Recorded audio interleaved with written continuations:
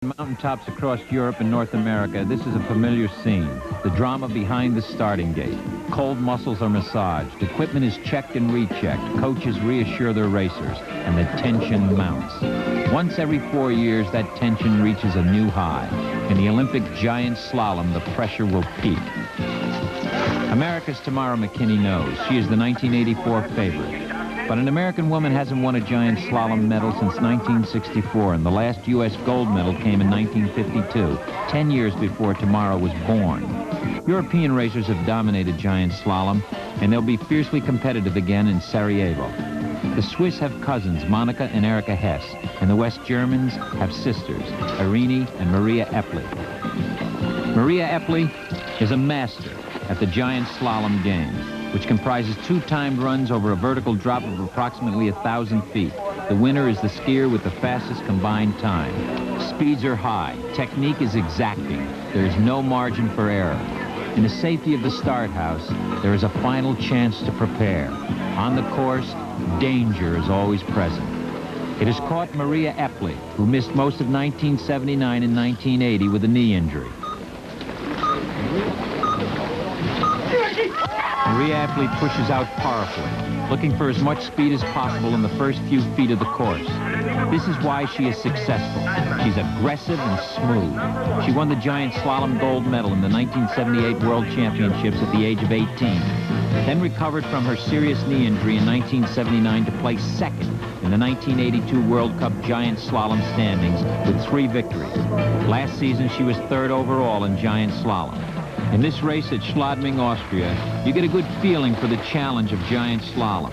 Relatively wide turns that direct the racer back and forth across the face of a slope that is often icy and usually steep. Edge control and body position must be perfect.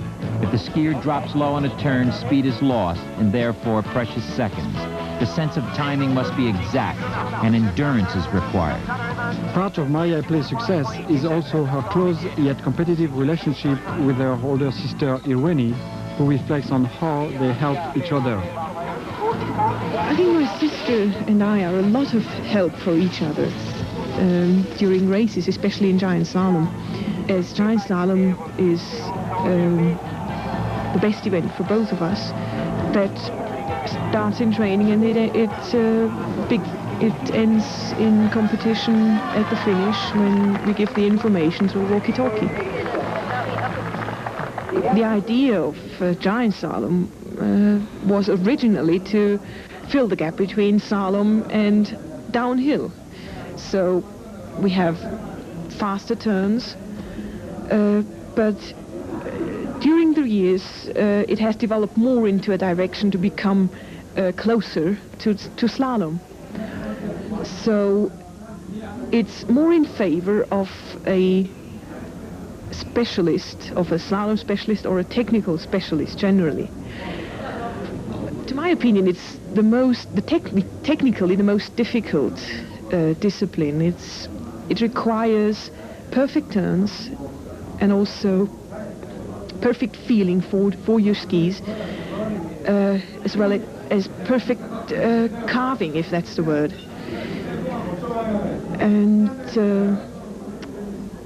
a good eye for the line, an even better line than in downhill, I would say, and very, very clean skiing. What Irene Eppley says about giant slalom is the way she skis it, swift and efficient. Skiing is so much subject to changes, constant changes, even during the year, that it's very, very difficult to make predictions now.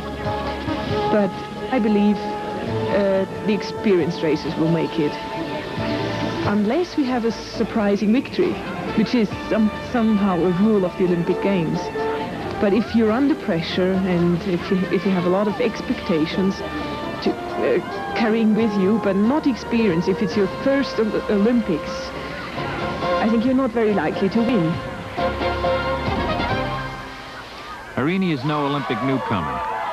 She won a silver medal in giant slalom in 1980, and in 1982 she reigned as World Cup giant slalom champion. At age 26, she could win an Olympic gold. When the women's Olympic giant slalom gets underway, attention will focus on the strongest American team in history and on 24-year-old Kristen Cooper of Sun Valley, Idaho. A silver medalist in giant slalom in the 1982 World Championships, last season knee surgery forced her out of competition. Still, Cooper's philosophy is positive. The women's team's progress has really been a slow evolution.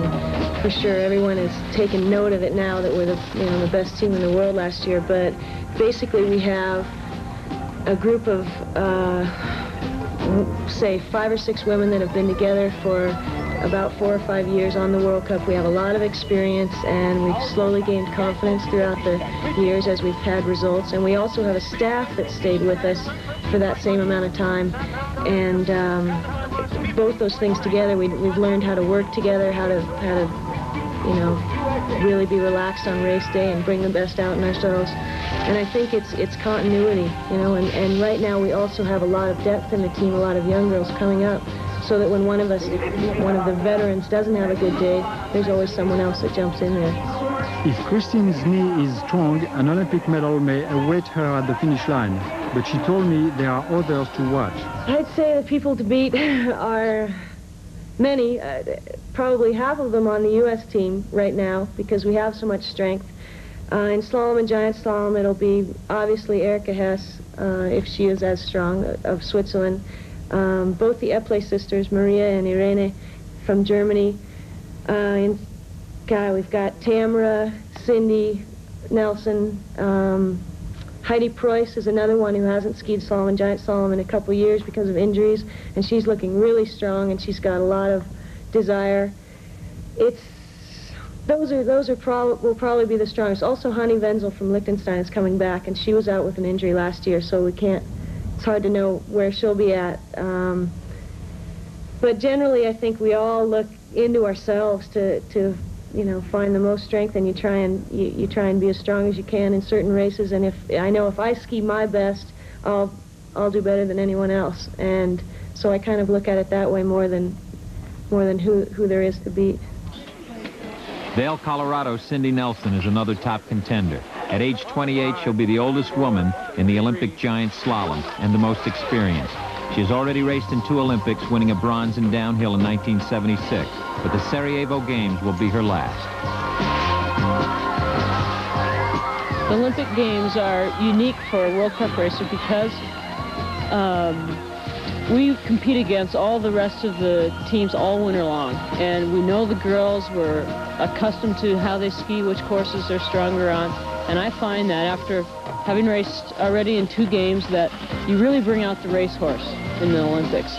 The race is only for the top 3 places. It doesn't matter if you're 4th or 5th, as it does in the World Cup. It's important to be 4th or 5th because you obtain World Cup points, but in the Olympics it's gold, silver, and bronze, and nothing else matters. So there's a little bit of a different perspective, and you try to look at what you can do within yourself to bring out the best competitor. You'll find people who can ski well all season long, and they'll come to an Olympic Games and won't produce at all. And then you'll see the ones that you haven't heard a result from in December and January, and all of a sudden here at the Olympics they'll be right on top of the world. Cindy placed 2nd overall in the World Cup giant slalom standings in 1983, and she's confident. I feel that given proper training and the good attitude, which I hope I can bring out of myself, that it should be good games, and I'm going to compete as strongly here as I did in 76 and 80. America's best is Tamara McKinney, who is also the best in the world. The 1983 World Cup giant slalom and overall champion. Her strength comes from within as well as from her teammates and coaches. I think that we've probably got the hardest working group on the World Cup. I know as far as dry land, they outwork everybody on the World Cup.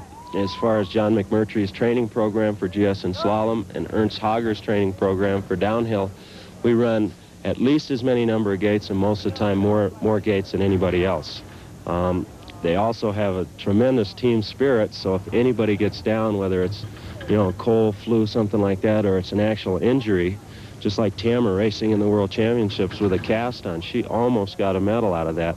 And I feel it's partly the training, but it's also the fact that they have just super spirit and they really help each other out. You know, the team all together, as a team, they've been together now for probably about 6-7 years. Nelson, Cooper, McKinney, you know, since they were very young, they're all together. And I think finally the girls, we decided, you know, it was a hard game and they wanted to play the game well. And they don't search anymore left and right to find out what's wrong and what's right.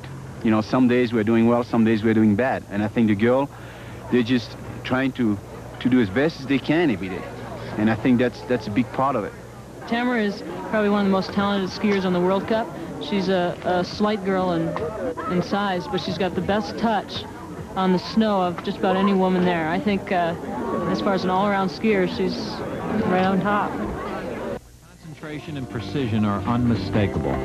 This is the form that may bring America a long-awaited gold medal, all from a 21-year-old woman who is only 5'4" and 115 pounds.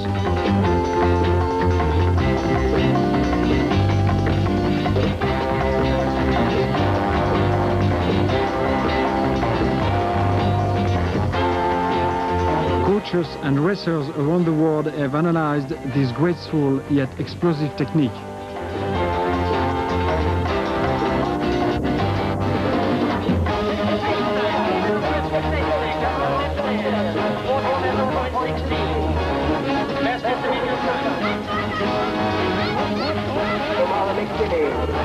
Tamara reminds me of many of the great racers of the past, not only for her aggressiveness, but also her mental toughness. To win an Olympic gold medal requires not only athletic skill, but determination. Tamara has both.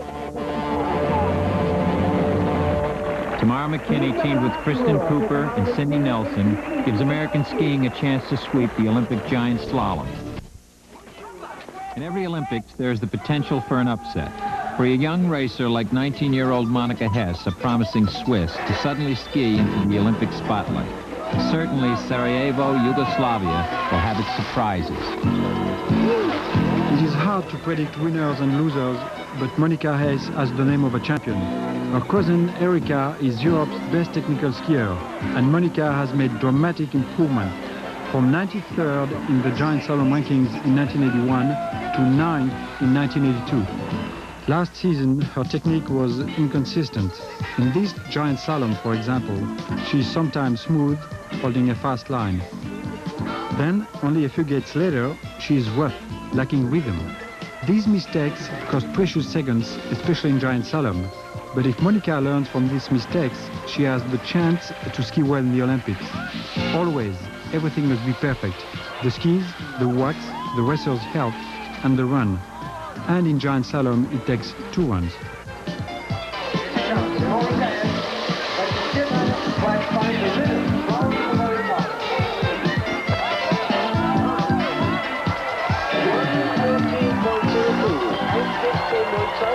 Monica Hess is only a dark horse. Her older cousin Erika is a sure bet to win an Olympic giant slalom medal. In 1982, Erika won the World Cup overall and won the giant slalom and combined titles in the World Championships. She has also won the hearts of racing fans, especially those from her native Switzerland. I am sure thousands of her countrymen will come to Sarajevo in February to cheer for her. Erika is just 21, the same age as Tamara McKinney, and just as small. She's quick, has excellent balance and timing, and just as important, determination. You can see how she holds a good edge in the difficult turns, not slipping down the slope. She has an instinct for the fastest line. Her body is quiet and streamlined, and she stays close to the gates to make small reddish turns. She looks strong. Obviously, the knee surgery she had in December of '82 was successful, and when she sees the finish line, she becomes still stronger. A last burst of effort